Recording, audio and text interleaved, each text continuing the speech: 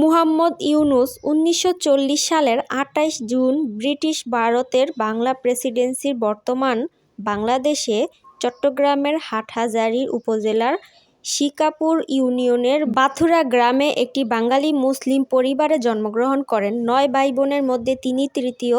তার পিতা হাজী দুলা মিয়া এবং তার মাতা সুফিয়া খাতুন। এর মধ্যে আরও জানা গিয়েছে তার সম্পর্কে। ডক্টর ইউনূস কত টাকার মালিক? সম্পদের পরিমাণই বা কত? দেশে অন্যতম শীর্ষস্থানীয় মোবাইল অপারেটরের কোম্পানি গ্রামীণফোনে প্রায় ৩৪.২০% বর্তমানে গ্রামীণ টেলিকমের তহবিল প্রায় ৪,৫০০ কোটি টাকা রয়েছে বলে জানিয়েছেন কর্মকর্তারা। এছাড়া গ্রামীণ ফান্ডের ডক্টর ইউনূস কেন নোবেল পুরস্কার পেয়েছিলেন? প্রফেসর ইউনূসের কাজ বিশ্বব্যাপী দরিদ্রতা কমানোর জন্য গুরুত্বপূর্ণ ভূমিকা রেখেছে এবং এ কারণে তাকে নোবেল শান্তি পুরস্কার প্রদান করা হয়।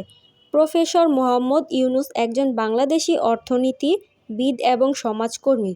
২০০৬ সালে বাংলাদেশে একমাত্র নোবেল বিজয়ীকে সর্বপ্রথম বাঙালি হিসেবে নোবেল পুরস্কার লাভ করেন রবীন্দ্রনাথ ঠাকুর ১৯১৩ সালে সাহিত্য।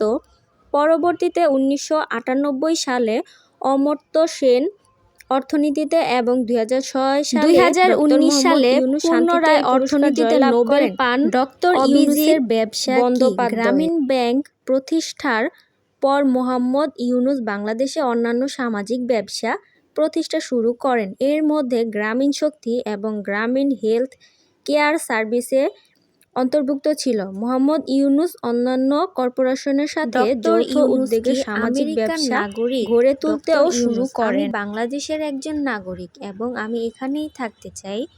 নোবেল বিজয়ী ডক্টর মোহাম্মদ ইউনূস শনিবার বলেছে যে তিনি অন্যান্য দেশে স্থায়ীভাবে বসবাসের জন্য একাধিক প্রস্তাব থাকা সত্ত্বেও তিনি দেশে একজন গর্বিত নাগরিক হিসেবে বাংলাদেশের সরকার প্রধান হিসেবে প্রথমবারের মতো জাতিসংঘের সাধারণ অধিবেশনে অংশ নিয়েছিলেন। নোবেল বিজয়ী অর্থনীতিবিদ ও অন্তর্বর্তীকালীন সরকার প্রধান উপদেষ্টা অধ্যাপক মোহাম্মদ ইউনূস এই সফরে তিনি বিভিন্ন দেশ ও আন্তর্জাতিক সংস্থার প্রধানদের সাথে বৈঠকও করেছিলেন। অধ্যাপক ইউনূস মার্কিন প্রেসিডেন্ট জো বাইডেন সহ ১২টি দেশের সরকার রাষ্ট্রপ্রধানের বিভিন্ন